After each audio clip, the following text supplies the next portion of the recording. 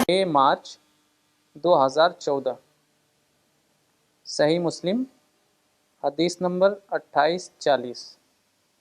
عن ابی ہریرہ عن النبی صلی اللہ علیہ وسلم قال يدخل الجنت اقوام افئدتهم مثل افئدۃ الطیر۔ ابو ہریرہ روایت کرتے ہیں، نبی صلی اللہ علیہ وسلم نے فرمایا، جنت میں ایسے لوگ داخل ہوں گے جن کے دل پرندوں کے دل کی طرح ہوں گے۔ مولانا اس حدیث کی وضاحت فرمائیں۔ بسم اللہ الرحمن الرحیم۔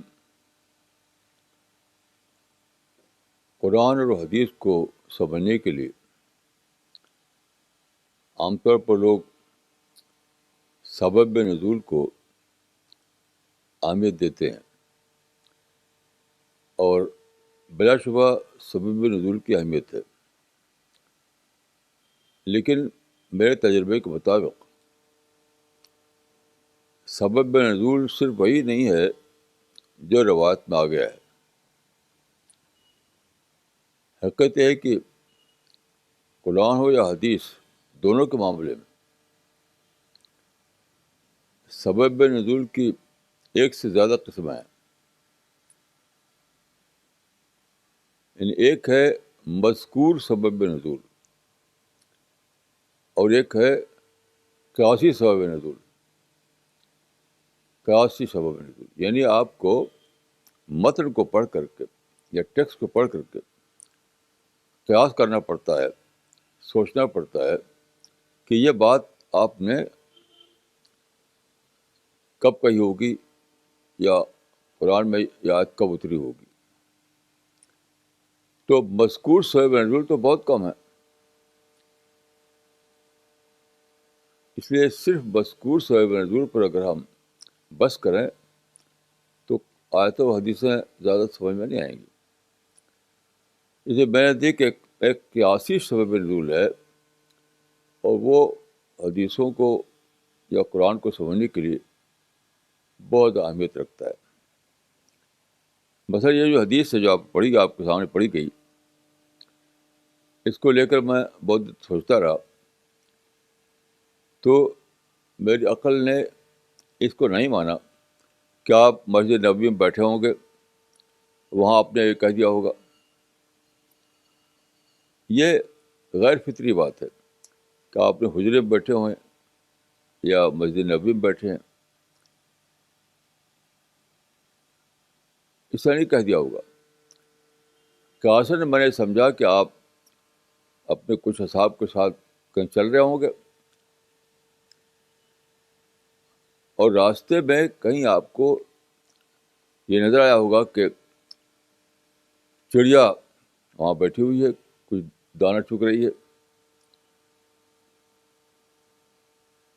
تو اس کو دیکھ کر آپ نے فرمایا ہوگا کہ جنت میں وہ لوگ جائیں گے جن کے دل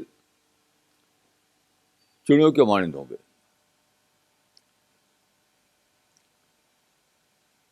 ایسی مثلا ایک حدیث میں ہے کہ مثل المؤمن کمثل الخامہ، مومن کی مثال نرم پودے جیسی ہے۔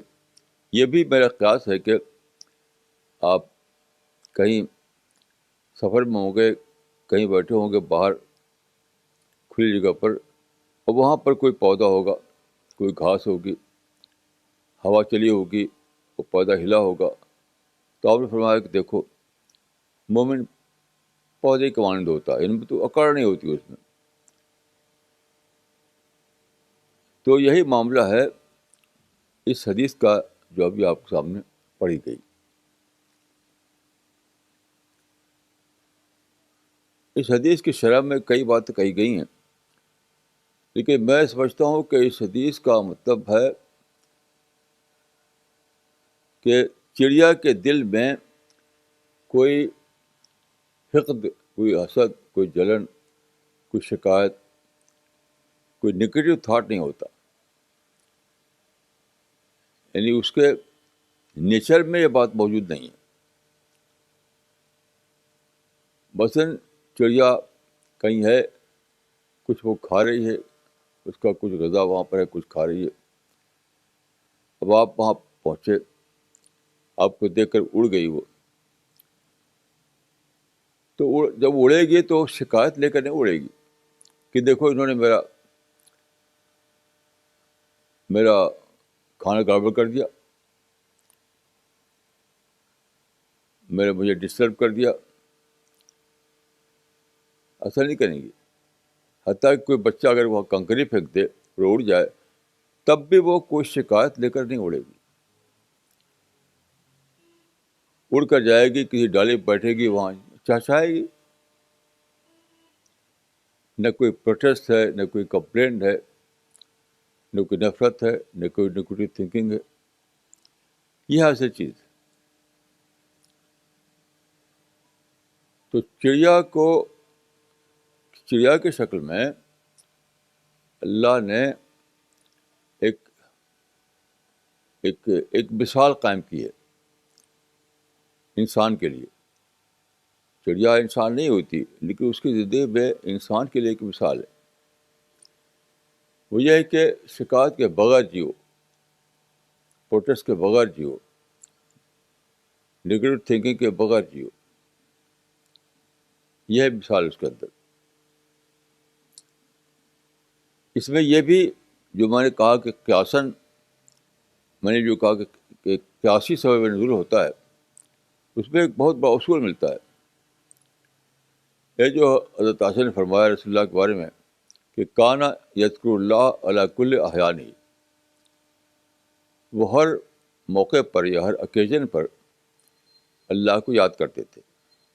کہ یہ اس واقعے میں کو اگر قیاسی سبب نزول کو شامل کریں تو ایک بہت بڑا اس میں راز کھلتا ہے، بڑی بڑی حکمت معلوم ہوتی ہے کہ رسول اللہ صلی اللہ علیہ وسلم کس طرح اللہ کو ہر موقع پہ یاد کرتے تھے.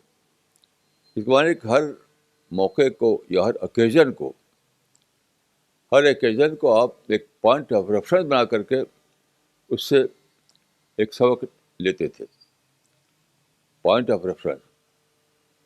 تو یہاں پر دیکھیے آپ کہ چڑیا کو آپ نے ایک پوائنٹ آف ریفرنس کے طور پر استعمال کیا. بتانا یہ تھا کہ مومن کو یعنی ہیٹ فری ہونا چاہیے، کمپلینٹ فری ہونا چاہیے، اس کے اندر شکایت نہیں ہونی چاہیے، کوئی منفی سوچ نہیں ہونا چاہیے. بتانا تو یہ تھا. لیکن ایک واقعہ جو گزرا کہ ایک چڑیا وہاں تھی، تو اس کو آپ نے پوائنٹ آف ریفرنس بنایا اس بات کو کہنے کے لیے. تو اگر آپ اس قیاسی سبب نزول کے اصول کو مانیں تو اس سے حضرت عائشہ کی اس روایت کی تشریح ہو جاتی. کان یذکر اللہ علی کل احیانہ، کہ کس طرح سے مختلف تجربات، مختلف واقعات، مختلف مشاہدات کو آپ پوائنٹ آف ریفرنس بنا کر اس سے معرفت کا سبق لیتے تھے، تزکیہ کا سبق لیتے تھے، ایمان میں اضافہ کا سبق لیتے تھے. تو دیکھیے یہ سادہ بات نہیں ہے. چڑیا تو اگر بے شکایت جی رہی ہے تو وہ تو صرف چڑیا ہے، اس کے پاس تو انسان جیسا مائنڈ نہیں ہے. لیکن انسان جو ہے اگر وہ بے شکایت ہو جائے، اگر وہ پروٹیسٹ اور منفی سوچ سے اپنے کو خالی کر لے، رد عمل کی نفسیات سے اپنے کو خالی کر لے، تو انسان کا مائنڈ جو ہے وہ چڑیا کے مائنڈ سے ایک بڑا واقعہ اس کے اندر پیش آئے گا. وہ کیا؟ آپ کے مائنڈ کو زیادہ موقع مل جائے گا پازیٹیو تھنکنگ کا، انٹلیکچوئل ڈیولپمنٹ کا. جب آپ کسی شکایت میں، پروٹیسٹ میں مبتلا ہوتے ہیں تو آپ کے مائنڈ میں تھنکنگ پروسیس اسٹاپ ہو جاتا ہے. دیکھیے یہ ناممکن ہے کہ آپ شکایت اور پروٹیسٹ کی نفسیات میں جئیں اور پھر بھی آپ کے مائنڈ میں انٹلیکچوئل پروسیس جاری رہے. نہیں ہو سکتا ایسا. تو چڑیا اگر شکایت میں نہیں جیتی, اگر وہ نفرت میں نہیں جیتی, تو اس کے لیے ایک بہت اچھی بات ہے. لیکن چڑیا سے بڑھ کر انسان کے لیے اچھی بات ہے یہ, کیونکہ اس وجہ سے انسان نہ صرف ٹینشن فری ہو جاتا ہے, بلکہ جو اعلیٰ مطلوب ہے, جو سب سے بڑا جو انسان کو کی ضرورت ہے, انٹلیکچوئل ڈیولپمنٹ, وہ اس کے لیے اس کو موقع مل جاتا ہے. وہ اپنے آپ کو ڈسٹریکشن سے بچاتا ہے, ڈیویشن سے بچاتا ہے, ذہن کو ادھر ادھر الجھانے سے بچاتا ہے. بس سارا وقت اس کو, ساری توجہ اس کو اپنی لگا سکتا ہے وہ پازیٹیو تھنکنگ میں. تو غور کیجیے کہ کتنی بڑی بات ہے. اور یہی ہے تزکیہ کا طریقہ, معرفت لینے کا طریقہ, کہ آپ ایک شخص جب دنیا میں زندگی گزارتا ہے تو اس کو طرح طرح کے تجربات پیش آتے ہیں, طرح طرح کے مشاہدات ہوتے ہیں, طرح طرح کے صورتیں سامنے آتی ہیں اس کے.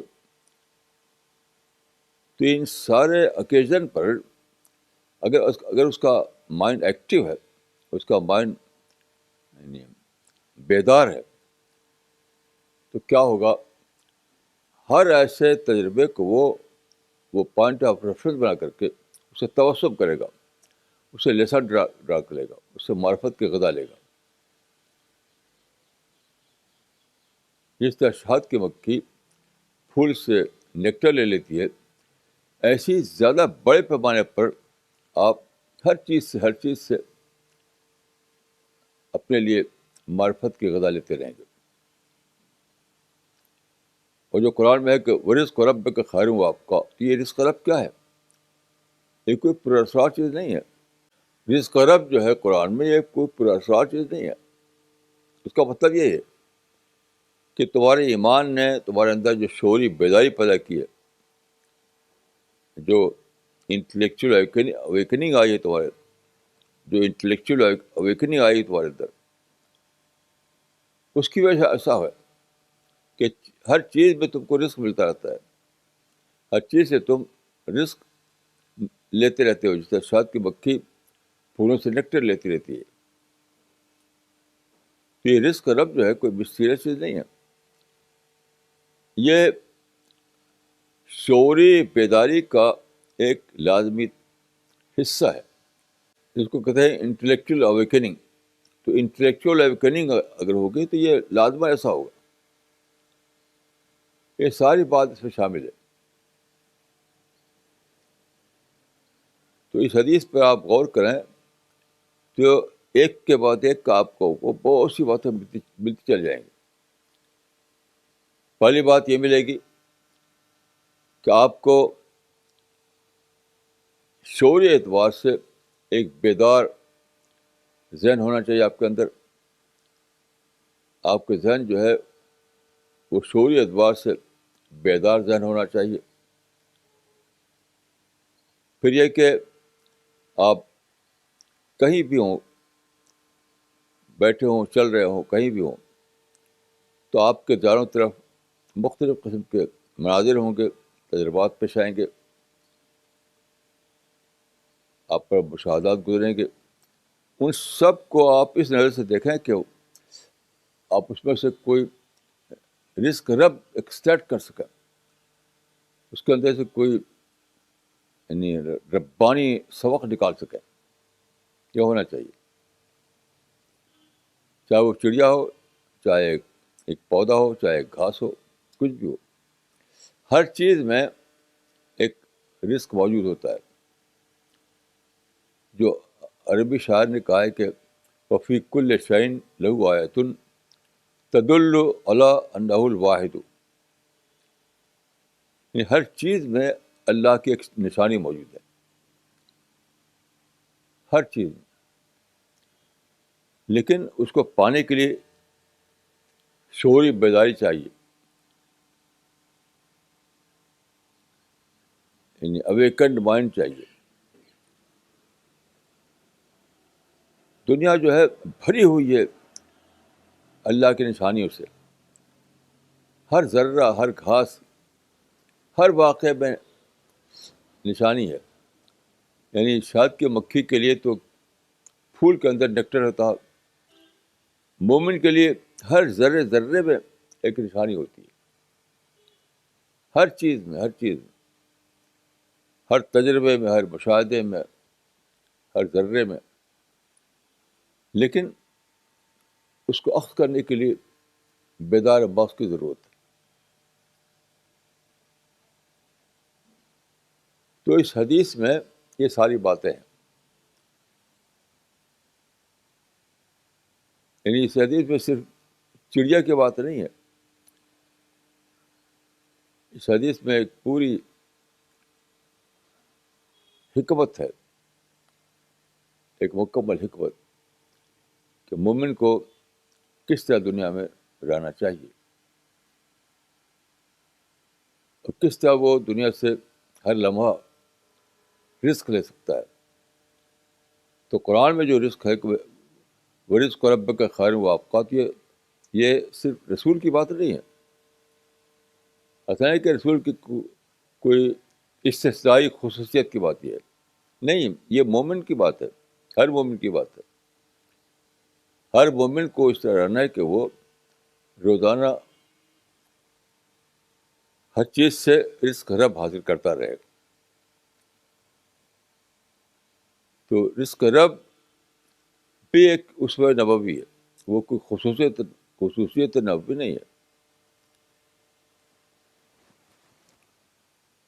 تو جس طرح آپ کو مادی رزق کا معاملہ ہے, مادی رزق آپ ایک بار نہیں لیتے, بار بار آپ کو چاہیے, بار بار آپ کو کھانا ہے, بار بار پانی پینا ہے, تب آپ کا جسم جو ہے, آپ کا فزیکل باڈی جو ہے وہ صحت مند رہتا ہے. ایسے ہی جو اسپریچول فوڈ ہے, جو ایمانی غذا ہے, اس کو وہی بار بار ملنا چاہیے. وہ کہاں سے ملے گی؟ وہ اسی طرح ملے گی کہ آپ جو چیز بھی دیکھیں اس سے سبق کو ایکسٹریکٹ کر سکیں, اس سے ایک سبق کا جو اس میں پہلو اس کو آپ نکال سکیں. تو یہ ہے اس حدیث کا مطلب. تو میں سمجھتا ہوں کہ یہ حدیث جتنا آپ سوچیں گے, اس میں نئے نئے پہلو آپ ملتے چلے جائیں گے, نئے نئے پہلو. ابھی میں بیٹھا ہوا تھا اپنے گھر کے پچھلے حصے میں, تو وہاں ایسے ہی پیش آیا کہ وہاں پر کچھ دانہ پڑا ہوا تھا, ایک کبوتر کھا رہی تھی. اتنے میں کوا آ گیا. تو کوا چونکہ بہت اسٹرانگ ہوتا ہے, کبوتر جو ہوتی ہے اسٹرانگ نہیں ہوتی ہے, تو جیسے ہی کوا آیا کبوتر اڑ گئی. لیکن اڑ کے کیا کیا اس نے, جا کے شاخ پر بیٹھ گئی بہت ہی پیسفل طریقے سے. کوئی نہ شکایت, نہ کوئی پروٹیسٹ, کچھ بھی نہیں. اصل چیز ہے اس حدیث میں کہ مومن کو ہر حال میں مثبت سوچ کے ساتھ دنیا میں رہنا چاہیے. ہر حال میں اس کو اپنی پازیٹیو تھنکنگ کو برقرار رکھنا چاہیے.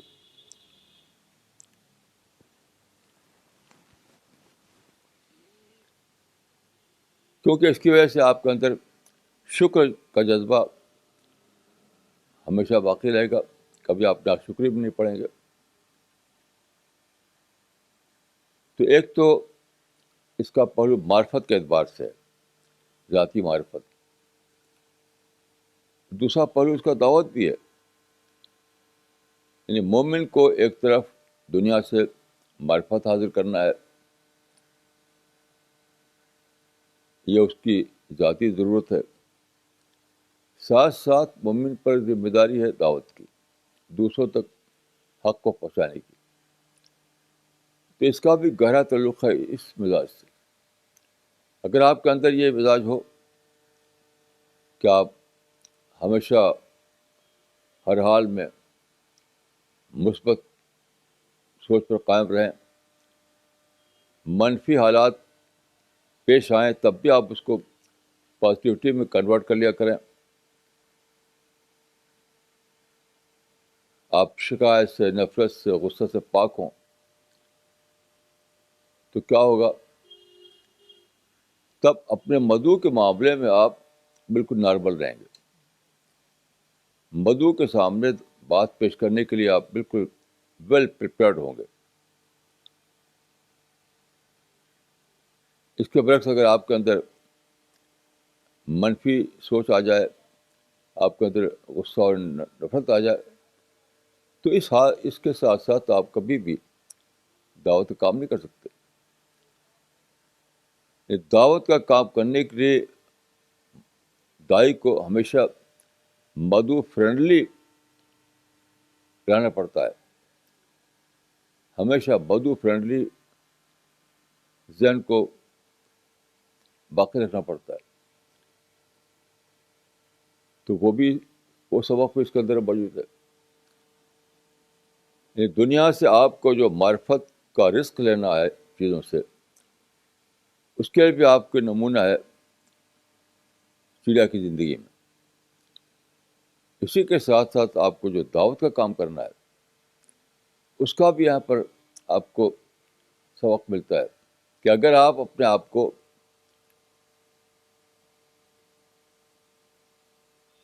یعنی اگر میں کہوں کہ طیر کلچر یا برڈ کلچر پر کام رکھیں گے تو یہ دونوں چیزیں حاصل ہوگی.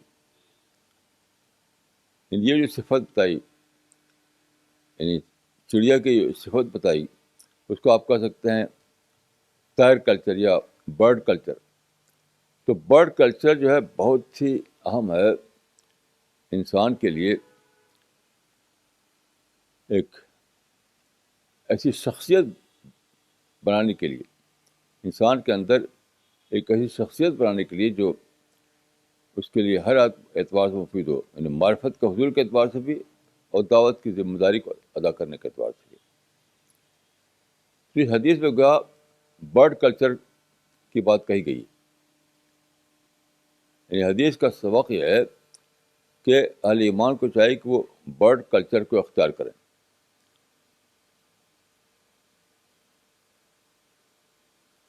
برڈ کلچر کو اختیار کریں تو ان کا ایمان بھی ترقی کرتا رہے گا اور وہ دعوت کے لیے بھی ہمیشہ یعنی ویل پریپیئرڈ رہیں گے. تو کیسا عجیب سبق ہے جو اس حدیث میں ہے. میں سمجھتا ہوں کہ اللہ تعالیٰ نے پوری یہ دنیا بنائی ہے، اس میں انسان کے سوا جو مادی چیزیں ہیں یا جو حیوانی چیزیں ہیں، ان سب کو اللہ تعالیٰ نے تمثیل بنا دیا انسان کے لیے. ہر چیز میں ایک تمثیل ہے. انسانی بیہیویئر کے لیے حیوانی زندگی میں یا سورج اور چاند میں، ستارے اور سیارے میں مادی تمثیلات قائم کر دی گئی. تو یہاں پر چڑیا کی زندگی میں ایک تمثیل قائم کر دی گئی. وہ تمثیل کو ہم کہیں گے برڈ کلچر. تو برڈ کلچر جو ہے وہ آپ کو بتاتا ہے کہ ایمانی کلچر کیا ہونا چاہیے. برڈ کلچر کو آپ جتنا زیادہ سوچیں گے تو آپ کو معلوم ہوگا کہ ایمانی کلچر کیا ہونا چاہیے. اور چونکہ آپ انسان ہیں تو آپ مزید اضافے کے ساتھ برڈ کلچر کو اپنائیں گے. چڑیوں میں جو برڈ کلچر ہے وہ تو بہت محدود معنی میں ہے، کیونکہ ان کا ذہن محدود ہے، ان کی عقل محدود ہے. لیکن انسان جب اس کو اختیار کرے گا برڈ کلچر کو، تو وہ زیادہ وسیع معنی میں اس کو اختیار کرے گا.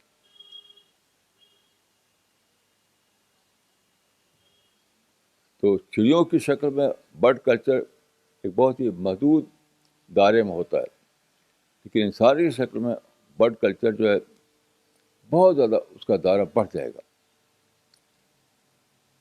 ساری کائنات، ساری انسانیت، زندگی کے تمام معاملات اس کے اندر شامل ہو جائیں گے. تو کیسی عجیب بات ہے جو اس چھوٹی سی حدیث میں بتائی گئی، لیکن یہ سب باتیں سوچ کے معلوم ہوتی. یاد رکھیے، کسی حدیث یا آیت میں جو ترجمہ ہوتا ہے وہ تو بہت ہی، صرف ترجمے کو اگر آپ جانیں تو بہت کم باتوں کو جانیں گے،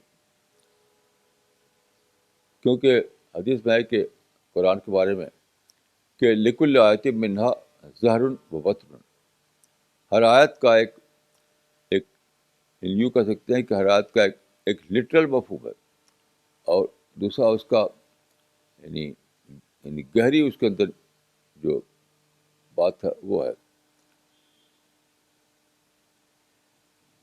تو یہی حدیث کا معاملہ بھی ہے، یہی معاملہ حدیث کا بھی ہے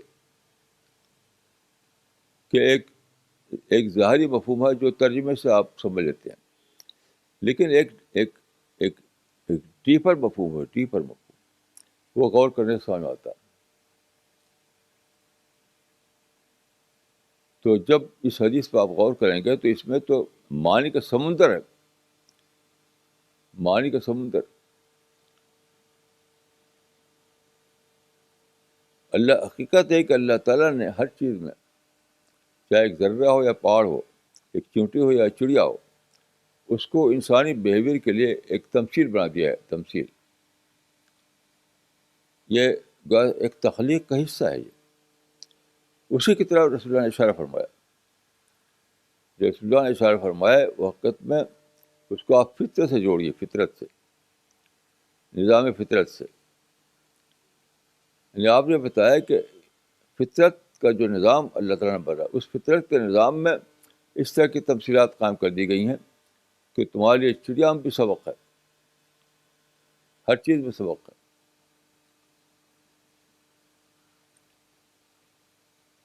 تو میں سمجھتا ہوں کہ اسی ایک حدیث کو لے کر اگر اپنی سوچیں تو اس کی زندگی کو درست کرنے کے کافی ہو جائے.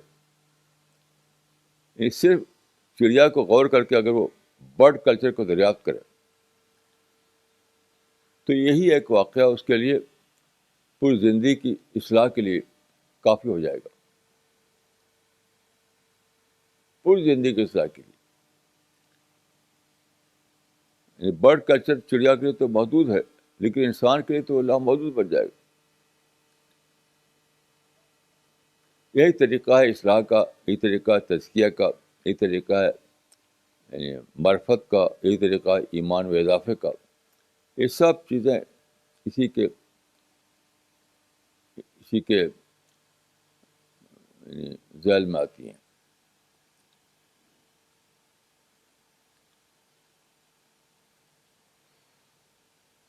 تو کیسی عجیب یعنی بات ہے، یعنی اس میں تخلیق کتنا جامع ہے اللہ تعالیٰ کی، وہ بھی اس میں سمجھ میں آتا ہے. اور یہ بھی سمجھ آتا ہے کہ رسول اللہ کس طرح سے ہر واقعے سے یعنی سبق لیتے تھے، معرفت کی غذا لیتے تھے، یہ بھی اس میں ملتا ہے.